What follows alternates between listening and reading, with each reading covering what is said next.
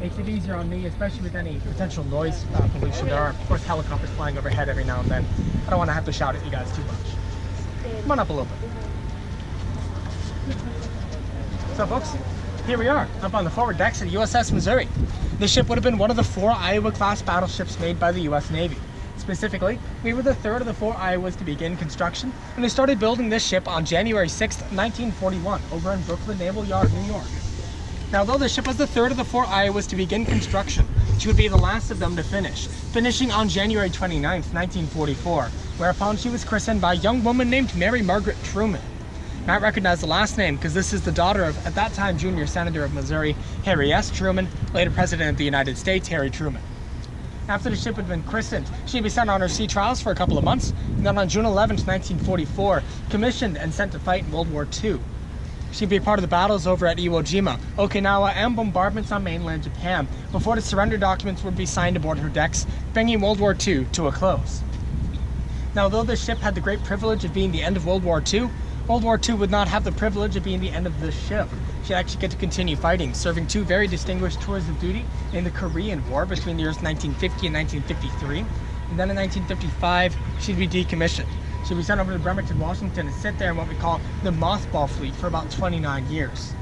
But in the 80s, she was brought back, because now President Ronald Reagan was president. Reagan was concerned that after the Vietnam War and towards the height of the Cold War, people didn't see the U.S. as being very strong. On board the battleship Missouri. Will Donald Moore please make your way to the quarterdeck at this time? I repeat, will Donald Moore please make your way to the quarterdeck at this time? Well, I hope none of you are Donald Moore. In case, like I was saying, Ronald Reagan was now president in the 1980s, and he was very concerned with the state of how people saw the United States military at that time, after the Vietnam War and at the height of the Cold War. And he was also worried about morale in the U.S. military at that time. So he decided that he wanted to bulk up the size of the military. Specifically, he wanted to improve the size of the Navy. He asked the Secretary of the Navy, how many ships do you need to properly patrol the world's oceans? The Secretary of the Navy at that time responded 600. That was about double the amount of ships that he had.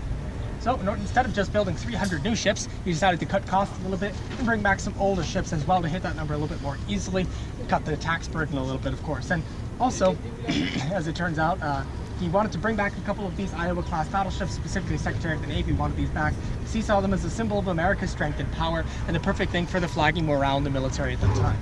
So between the years 1984 and 1986, this ship and her sisters were all brought back. This ship would receive about $475 million worth of renovations.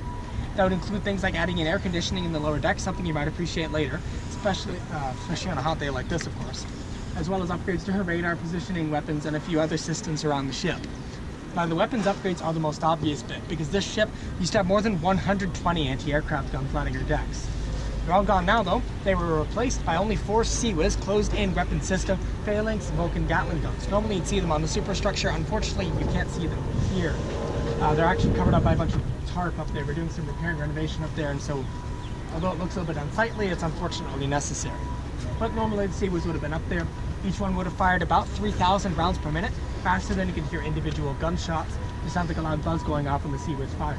Designed to shoot down aircraft and airborne projectiles, so the crew of the Missouri had a nice tagline for them: if it flies, it dies. And the second tagline for the CIWS, though, based on its fairly short range, only about a mile or so, that one was, Christ, I hope it works. They also added on 16 Harpoon ship-to-ship missiles, 32 Tomahawk land attack missiles, and a few other weapons around the ship. May 10th, 1986, modernizations were complete. The ship was ready for combat, so they sent her off on a quick world tour, visiting a few places like Great Britain, Spain, Bahrain, and even Australia for the 75th anniversary of their Navy. And in 1987, the ship would have been part of Operation Earnest Will over in the Persian Gulf War, as well as a part of Operation Desert Shield and Desert Storm later on, and in fact, we fired the first 6 Tomahawk missiles of Desert Storm, launching a total of 28 during the operation. After Desert Storm, the ship didn't have much time left. She only had one last operation left in her. She would come here to Pearl Harbor on December 7th, 1991, be a part of what we called Operation Remembrance, the 50th anniversary of the Pearl Harbor attack. The following year, March 31st, 1992, the ship would be decommissioned for the second and what we think final time. It is unlikely the Navy would try to bring the ship back. It wasn't actually until about 1998, 1999 that the ship was brought here to Pearl Harbor, though, and tours were opened up on her. The reason it took a while is because there were other states that wanted her, but in the end, Hawaii went out, the ship was bought here. Big reason for that being her connection to this place, namely her connection to the ship across our bow, the USS Arizona.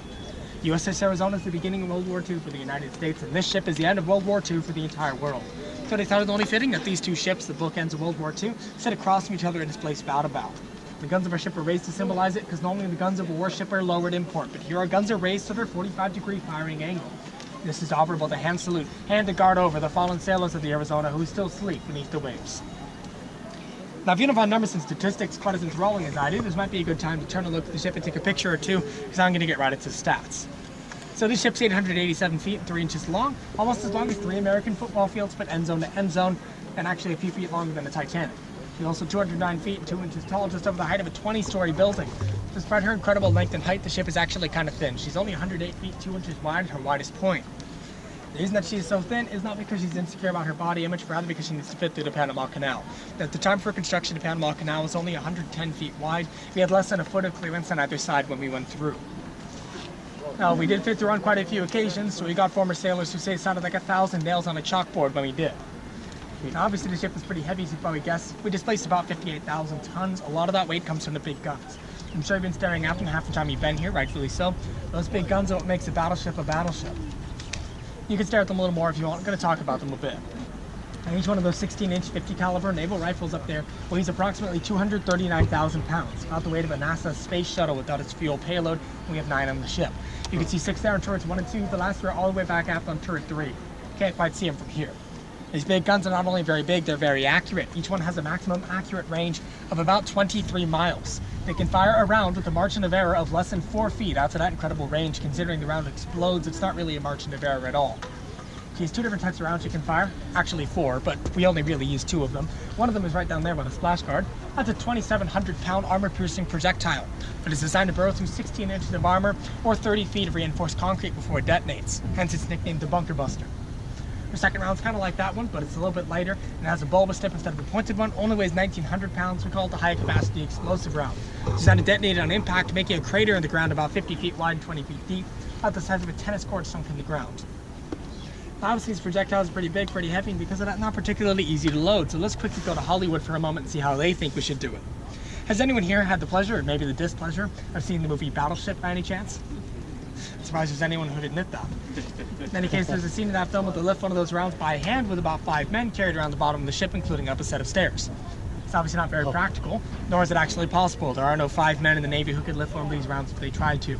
The real way you have to do it's a little bit more complicated. Not that we should really be surprised Hollywood is misportraying something. See, the entire top structure of the turret here is only the tip of the iceberg. It sits on a round armored piece we call a barbette. It's about 17 inches thick and it goes 5 decks down. 3 and 4 decks below is where the rounds are stored. They're stored kind of like clothes at a dry cleaner vertically on a big circular conveyor belt. Bring them around to the big circle, slide them across the deck into what we call the manual hoist system, fancy way of saying dumbwaiter. That brings them around to the top, where it's then slid flat and hydraulically rammed into the breech. And because the round's useless without gunpowder to fire it, from 5 decks below, gotta take 6 110-pound gunpowder bags per projectile and lift those up too. So that's 660 pounds of gunpowder lifted all the way up to the top. Once you get up there, the first 3 bags are loaded behind the projectile, pushed out of the way to make room for the next 3 bags. Those are loaded down too. Hydraulic ram slowly pushes it all up into the breech. The primer would already have been placed on the back of the breech while they're doing this, so now you can close the breech, set the ready switch, lift the guns, and then fire them. The crew of the Missouri could do that entire process of loading and firing these rifles every 30 seconds per rifle. So twice per minute per rifle you could fire the big guns. It took me longer to explain that process than it does for them to do it. As guns go off, there's going to be a lot of force. So because of that, you would never, and I really do mean ever under any circumstances, have them pointed over the deck like you see them now. If you fire these guns over the deck, chances are you no longer have a deck afterward. That much gunpowder is not only going to make a massive fireball, but more importantly, it's actually going to push the round out at about twice the speed of sound, making a sonic boom and concussion blast. You don't really want that above your beautiful and very expensive teak wood decks. The captain would be very angry at you if you destroyed them, so the entire top structure of the turret rotates. That way the guns can point over the side when they fire. It's called firing a broadside, gives you access to all 9 guns, and it means you won't damage your ship when you pull the trigger. Fired over the side of the ship though, still going to be a lot of force, and so I want to quickly ask you guys, how much do you think we actually get pushed backward in the water when we fire? 45 degrees. You think we rock backward? A little bit. Yeah. Alright, well that's 45 degrees too much. Believe it or not, we don't rock at all. Wow. And I've heard some people guess as much as 100 feet getting pushed backwards, but believe it or not, that's 100 feet overshooting it as well. We don't move back either. We don't move at all. The reason for that is our recoil counter-recoil system. Nice. When our guns fire, they retract 47 inches backward and kick forward again. And this absorbs almost all of the shock of the impact. The rest is evenly distributed throughout the ship in the form of a vibration. Now, because of that, we don't really actually move when we fire our guns, but it looks like we're moving. That's because if you ever see footage of the ship firing, the water is actually getting pushed forward by the concussion blast. So it's the concussion blast pushing the water forward, not the ship moving backward, just the water moving. Eventually, though, that concussion blast comes back. When it does, you don't want to be up here. Crew members are ordered below and the guns are fired. You can't get below in time. You probably want to hit the deck and cover your ears to avoid it. Turns out covering your ears is just a symbolic gesture. These guns go over more than 180 decibels. You'd be permanently deaf. In fact, your eardrums would have exploded if you're up when the guns went off. It would be better than standing up, though, because if you're standing up and that concussion blast hit you directly, it would actually hit you with enough force to knock you over the other side of the ship. And if they send a man overboard for you, it would be to collect your remains. It would also hit you with enough force to break every bone in your body and probably liquefy your insides as well. You'd be very dead. You'd also be deaf, but that's not really your biggest concern at that point. Now, clearly the guns are pretty powerful. Quite frankly, the whole ship's pretty powerful. It's why she's nicknamed the Mighty Mo. But despite the incredible power of this ship, she's known a little more for her history than for her strength. So we're going to head down to the most historic place on the entire ship, the surrender deck, where World War II officially ended. If you guys have any questions about the ship, her weapons, or her brief history before we go,